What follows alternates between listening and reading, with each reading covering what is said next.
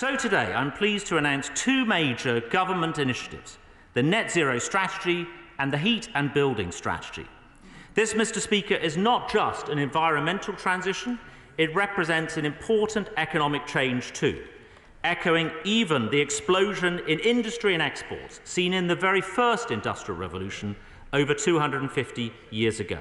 I can therefore announce that the strategy will support up to 440,000 jobs across sectors and across all parts of the UK in 2030. There will be, Mr. Speaker, more specialists in low-carbon fuels in Northern Ireland and low-carbon hydrogen in Sheffield, electric vehicle battery production in the northeast of England, engineers in Wales, green finance in London and offshore wind technicians in Scotland.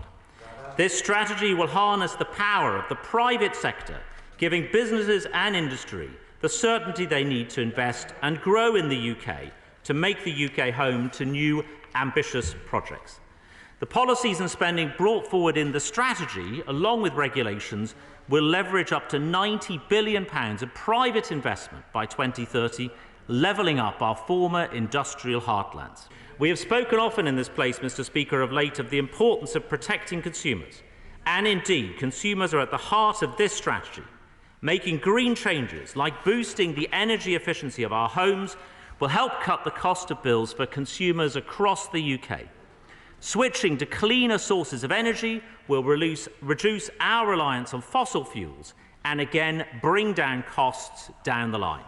The current price spikes in gas show the need to rapidly reduce our reliance on volatile imported fossil fuels. While there is a role for gas as a transition fuel, moving away from imports quickly is in the best interests of bill payers.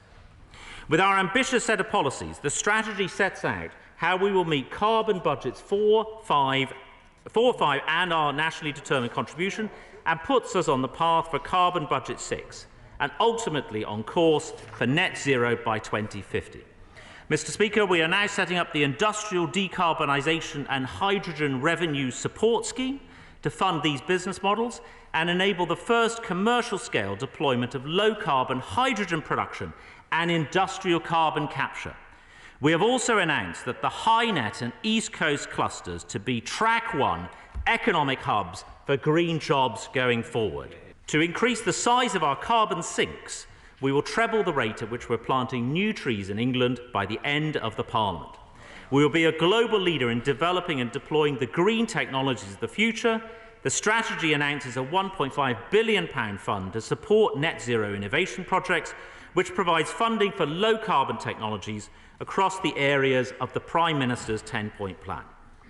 Mr. Speaker, we've also published our Heat and Building Strategy that sets out our plans to significantly cut carbon emissions from the UK's 30 million homes and workplaces in a simple way that remains affordable and fair for British households.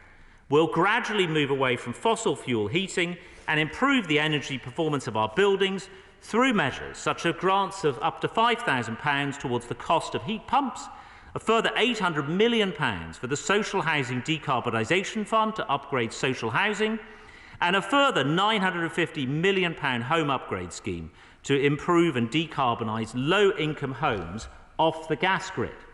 Hosting COP26 also gives the UK a huge opportunity to showcase our world-leading climate credentials and set an example, Mr. Speaker, to other countries to raise their own ambitions too. The Net Zero Strategy will take centre stage in our display, setting out our vision for the UK that is cleaner, greener and more innovative. Mr. Speaker, we are ready for Glasgow and I commend this statement to the House.